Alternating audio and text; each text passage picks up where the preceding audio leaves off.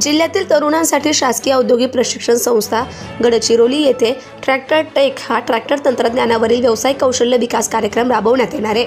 मुख्यमंत्री देवेंद्र फडणवीस यांच्या प्रमुख उपस्थितीत व्यवसाय शिक्षण आणि प्रशिक्षण संचालनालय, Maharashtra state skill development society आणि महिंद्रा लिमिटेड यांच्या सामंजस्य करार करण्यात आला।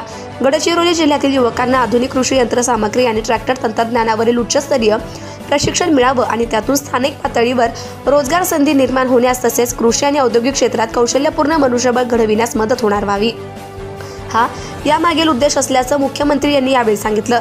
सह्याद्री अतिथीगृह येथे काल झालेल्या कौशल्य, रोजगार, उद्योजकता आणि नाविन्यता विभागाच्या राज्य नाविन्यता सोसायटीच्या सर्वसाधारण सभेत हा सामंजस्य करार करण्यात आला। यावेळी कौशल्य विकास विभागाचे मंत्री मंगलप्रभात लोढा, अपर मुख्य सचिव मनीषा वर्मा, मुख्यमंत्री कार्यालयाच्या प्रधान सचिव अश्विनी भिडे, रतन टाटा, महाराष्ट्र राज्य कौशल्य विद्यापीठाचे कुलगुरू डॉक्टर अपूर्वा पालकर, सचिव डॉक्टर श्रीकर परदेशी, आयुक्त लहुराज माळी, ज्येष्ठ वैज्ञानिक डॉक्टर रघुनाथ माशेलकर तसेच संबंधित विभागाचे वरिष्ठ अधिकारी उपस्थित होते।